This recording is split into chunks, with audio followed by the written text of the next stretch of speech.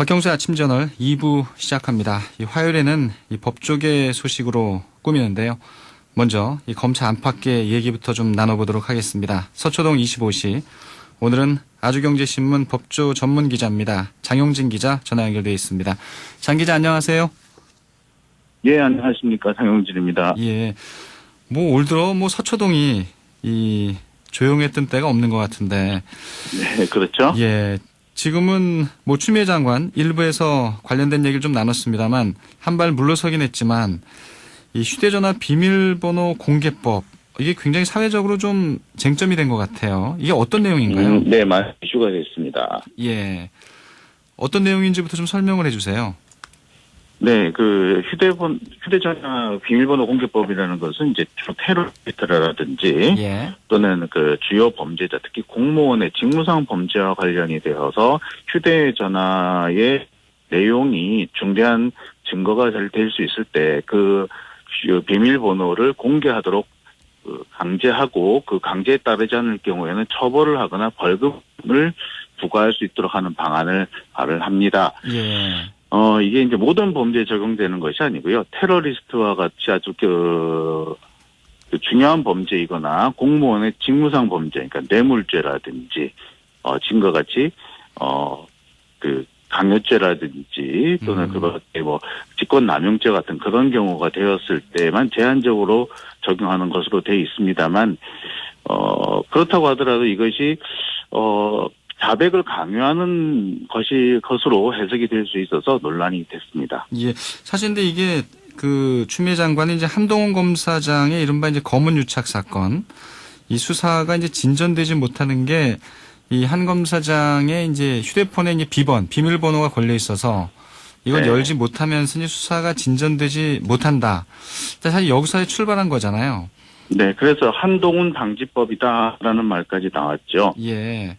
근데 이 부분에 대해서 이제 야당은 물론이고요. 법조계 또 시민단체, 언론에서도 상당히 부정적으로 본 거는 이 법안을 만들었을 때 잃을 수 있는 점들이 좀 있기 때문에 그런 거 아니겠어요? 글쎄요, 이룰 수 있는, 문제가 될 수 있는 점은 상당히 많이 있습니다. 이것이 예. 이제 가장 중요한 부분은 이제 모든 사람은 자기 범죄와 관련해서 자백을 하지 않을 권리라든지 진술하지 않을 권리라는 것이 있는데, 예. 이게 비밀번호를, 진술하라고 강요하는 것은 결과적으로 이런 자기의 원칙을 부인하는 게 아니냐라는 지적을 받을 수밖에 없는 부분이 있죠. 예. 그리고 이 부분에 대해서 이제 추미애 장관은 유럽이라든지 미국이라든지 이런 곳에도 이미 유사한 법령이 있고 그 법령이 아무런 문제 없이 작동이 되고 있다라는 반박을 하기도 했습니다. 예. 그러면 해외 사례는 좀 어떤가요? 이런 법안들이 좀 제정돼 있을까요? 저도 이제 놀랐는데 의외로 그렇게 그 법이 제정된 사례가 많이 있더라고요. 미국 같은 경우는 여러 개의 주에서 이미 적용이 되고 있고, 예. 영국과 프랑스, 독일에서도 유사한 법령이 있는데, 제가 말씀을 드렸듯이 모든 범죄에 다 해당되는 것이 아니고, 테러와 같이 긴급을 요하는 사건이라든지, 또는 공무원의 직무상 범죄, 뇌물죄라든지, 직권남용이라든지, 네. 독직 폭행이라든지, 또는 직무상 비밀 누설이라든지, 이런 부분에 아주 제한적으로 포함이 되는 것으로 이렇게 되어 있긴 합니다. 네. 그러니까 테러라든가 직무와 관련됐다든가 이 긴급을 요하는 경우에는 미국이나 영국, 프랑스, 독일에는 이런 법안들이 있는 거네요. 네, 그렇습니다. 그러니까 미국 같은 경우는 지난번에 이제 여러 차례 테러를 당하지 않았습니까? 그런데 그렇죠. 이제 이 테러리스트가 주로 이제 소위 말하는 아이폰을 사용하면서 아이폰 비밀을 뚫는데 상당한 시간이 걸렸고 그 시간 동안에 추가 테러가 일어난다든지 또는 범인이 도주한다든지 하는 사례가 좀 있었거든요. 예. 그렇기 때문에 그런 상황을 방지하기 위해서 이런 법을 만들었던 겁니다. 그런데 이제 테러 상황뿐만 아니라 공무원의 직무상 범죄, 사실 이것도 더 정확하게 말하자면은 간첩죄를 포함한다든지 간첩죄와 뇌물죄 이런 것들을 좀 포함한 그 대상으로 만든 법이다라고 보시면 될 것 같습니다. 예. 어제 뭐 추미애 법무부 장관이 이제 연구 중이라고 이제 한 발 물러섰고요. 뭐 연구도 네. 필요한 부분이 아닌가라는 생각도 또 드는군요. 얘기 예, 들어보니까. 예. 예.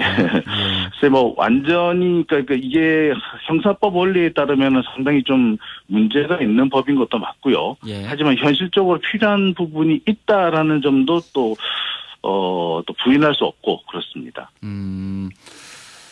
이거 보면은 이제 이게 쟁점화될 때마다 또 국민들이 이 특정한 분야의 또 전문가가 돼 가는데 네. 요즘은 이 서초동 상황에 워낙 예민하게 다들 상황을 보시기 때문에 굉장히 좀 법률 전문가가 돼가는 게 네. 아닌가 이런 생각도 들고요.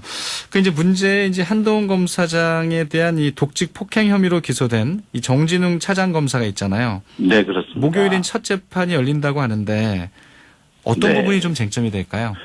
글쎄, 이제 이 부분은 결국엔 사실관계가 가장 규명이 중요하다고 생각이 들어요. 이게 독직 폭행이냐, 예. 아니면은, 한동훈, 피의자인 한동훈 검사가, 증거를 인멸하려고 했느냐, 그 증거 인멸을 저지하다가 보니까 생긴 문제였느냐, 네.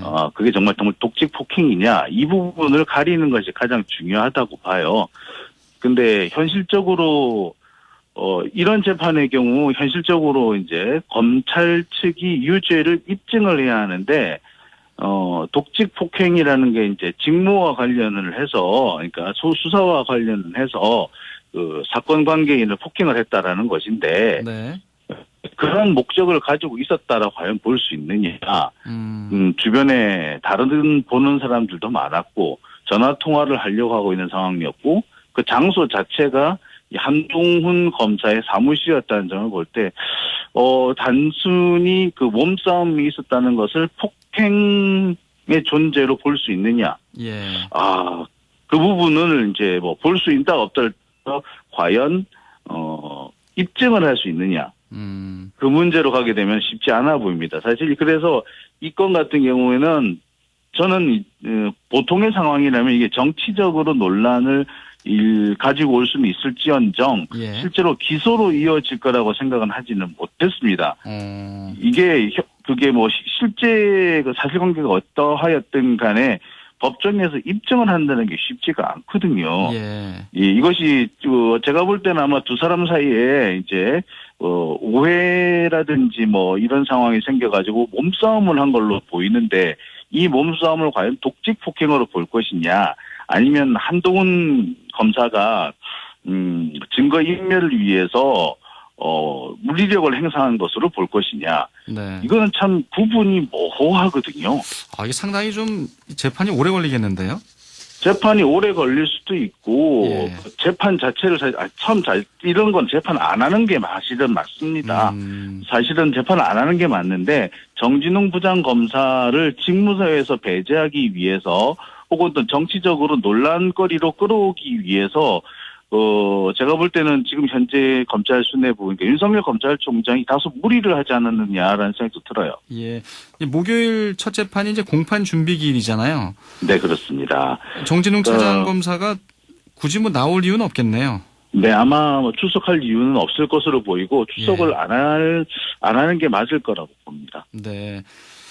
근데 이제 또 최근에 나온 얘기가 이 대검찰청의 이제 한동수 감찰부장, 네. 예, 한동수 감찰부장이 윤석열 검찰총장이 정진웅 차장검사의 이 직무 배제를 좀 부당하게 강행했다 이렇게 얘기하면서 또 논란이 커지고 있습니다. 네. 이 부분은 어떻게 봐야 될까요? 사실 이 부분에 대해서는 윤석열 검찰총장이 개입을 하는 것이 좀 부적절했습니다. 왜냐, 이게 한동훈 검사장과 관련된 일이잖아요. 그렇죠. 그렇죠. 그러니까 한동훈 검사와 관련되니까 검언 유착 사건과 관련해서는 윤석열 검찰총장이 직무 배제가 돼 있는 상황이지 않습니까? 그렇기 때문에 그와 관련된 사건에 개입을 해서 지시를 내렸다. 특히 직무 배제와 같이 상당히 좀 의미가 있는 결정을 내렸다는 것은 보기에 따라서 뭐 대부분의 사람의 시각으로 볼 때 윤석열 총장이 검언 유착 사건에 개입을 했다라고 볼 수 있죠. 그러니까 달리 말하자면은 이 검언 유착 사건이 이제 한동훈 검사와 관련된 건인데 자기 그 윤석열 총장의 최측근 아니겠습니까? 네. 그러니까 최측근 그 검사의 관련 사건에 윤석열 총장이 직접 개입을 해서 자기 사람에게 상당히 유리한 방향으로 사건을 끌고 가려고 한다라는 오해를 받을 수밖에 없죠. 네. 그렇기 때문에 반발이 생기는 게 좀 당연하다라고 볼 수 있을 것 같습니다. 예. 끝으로 요거 하나만 좀 얘기를 해주세요. 관심이 좀 컸었는데 가수 고 김광석 씨의 이제 이 타살 의혹을 제기했다가 네. 국민한테 이제 1억 원을 배상하게 된 분이 있잖아요. 고발뉴스 이상호 기자인데. 이상호 기자입니다. 예. 국민참여재판에서 열린 그 형사재판은 무죄가 됐습니다.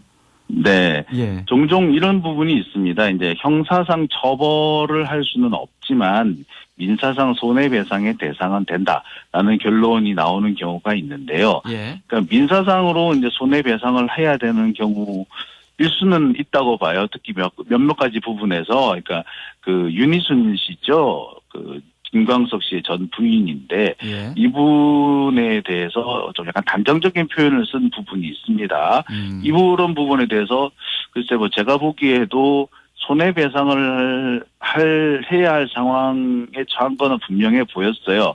하지만 그 정도라고 하더라도 이것은 형사처벌에 이르는 정도의 명예훼손이냐, 그리고 아주 그 고의적인 명예훼손이냐, 그거는 아니다라고 본 것 같고요. 네. 이게 이제 국민 참여 재판을 통해서 이렇게 판단이 나갔다는 거는 또 그만큼 이상호 기자가 또 재판에 좀 성실하게 또는 이렇게 좀 적극적으로 잘 임했다라고 볼 수 있을 것 같기도 합니다. 알겠습니다. 예, 서초동 25시 잘 들었습니다. 고맙습니다. 네, 다음 주에 뵙겠습니다. 아주경제신문 장영진 기자였습니다.